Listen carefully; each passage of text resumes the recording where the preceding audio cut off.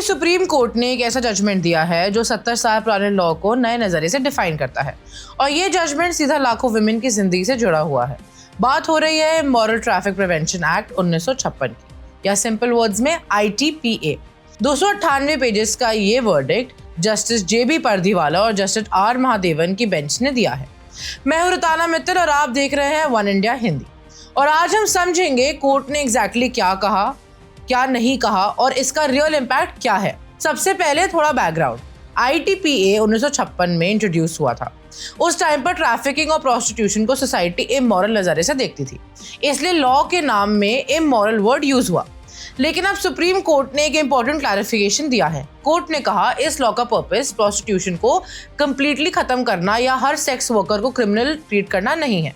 असली पर्पस क्या है? ट्रैफिकिंग रोकना, ब्रॉथल रैकेट्स रोकना, ऑर्गेनाइज्ड एक्सप्लॉयटेशन रोकना, यानी सिस्टम को टारगेट करना, ना कि इंडिविजुअल सेक्स वर्कर्स को पनिश करना। अब क्विकली रेलेवेंट सेक्शन समझते हैं। सेक्शन नंबर 2, ब्रॉथल की डेफिनेशन।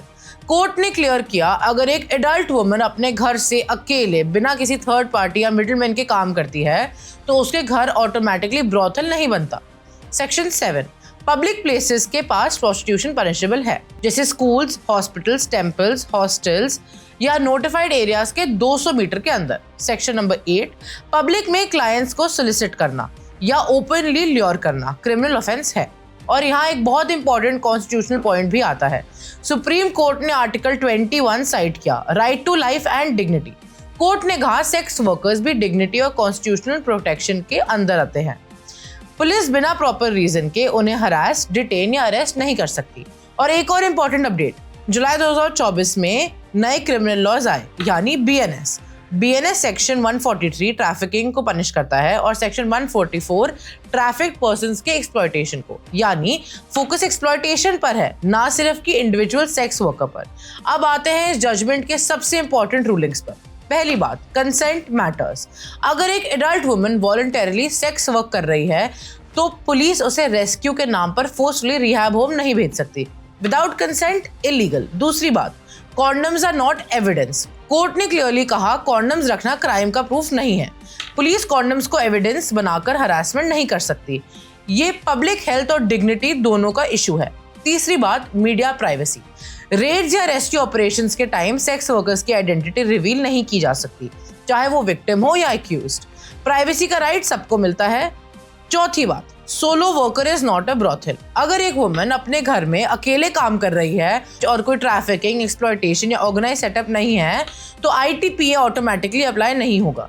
अब यहाँ एक बहुत इंपॉर्टेंट क्लैरिफिकेशन, इस जजमेंट का मतलब ये नहीं है कि सेक्स वर्क इंडिया में फुल्ली लीगल हो गया है। सुप्रीम कोर्ट ने खुद कहा हम प्रोस्टिट्यूशन को कंप्लीटली क्रिमिनलाइज भी नहीं करना चाहते और कंप्लीटली अनरेगुलेटेड भी नहीं छोड़ना चाहते। मतलब अभी भी इलीगल क्या है? ब्रॉथल चलाना, ट्रैफिकिंग, पब्लिक सोलिसिटेशन और माइनर्स का एक्सप्लॉयटेशन।